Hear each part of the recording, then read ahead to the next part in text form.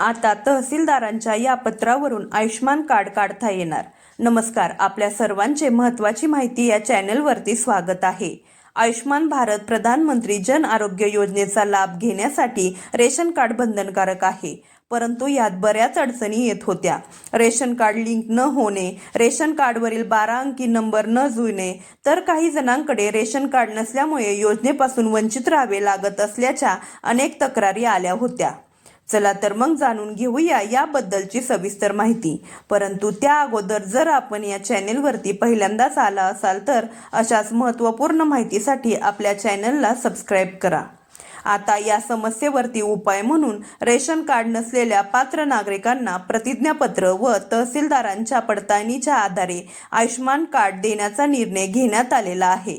प्रत्यक्षात तांत्रिक अडचणी, अपूर्ण माहिती व ऑनलाईन प्रणालीतील त्रुटीमुळे अनेक गरजू कुटुंबांना अद्याप योजनेचा लाभ मिळण्यात अडचण येत आहे।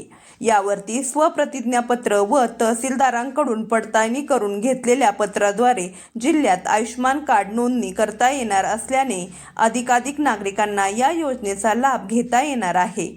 पात्र लाभार्थ्यांची संख्या लक्षात घेता ही नोंदणी अपुरी असल्याचे आरोग्य क्षेत्रातील तज्ज्ञांचे मत आहे। ई सेवा केंद्र, सेतू सुविधा केंद्र व तालुका आरोग्य कार्यालयामध्ये आयुष्मान कार्डसाठी मोठी गर्दी पाहायला मिळत आहे। तांत्रिक अडचणी दूर झाल्यास अनेकांना दिलासा मिळालेला आहे। पात्र नागरिकांना प्रतिज्ञापत्र व तहसीलदारांच्या पडताळणीवर आयुष्मान कार्ड देण्यात येणार आहे। योग्य कागदपत्रांसह अधिकृत सेवा केंद्र किंवा तालुका आरोग्य कार्यालयाशी संपर्क साधावा। तांत्रिक अडचणी दूर करण्यासाठी प्रशासनाकडून प्रयत्न सुरू आहेत। प्रतिज्ञापत्राचा पर्याय: आयुष्मान कार्ड काढत असताना रेशन, आधार, कुटुंब नोंदणी, मोबाईल क्रमांक, अचूक वैयक्तिक माहिती इत्यादी अटी पूर्ण कराव्या लागत असल्याने नागरिकांना अडचणी येत आहेत। त्यावरती तोडगा म्हणून प्रतिज्ञापत्र व तहसीलदारांकडून करण्यात आलेली पडताळणी ग्राह्य धरण्यात येणार आहे। आयुष्मानमध्ये 5 लाख रुपयांपर्यंत उपचार। आयुष्मान भारत योजनेच्या माध्यमातून प्रत्येक पात्र कुटुंबांना दरवर्षी 5 लाख रुपयांपर्यंत मोफत उपचार सुविधा दिली जाते। गंभीर आजार, मोठ्या शस्त्रक्रिया, त्याचबरोबर निवडक खाजगी व शासकीय रुग्णालयामध्ये कॅशलेस उपचारही या योजनेच्या माध्यमातून दिले जातात।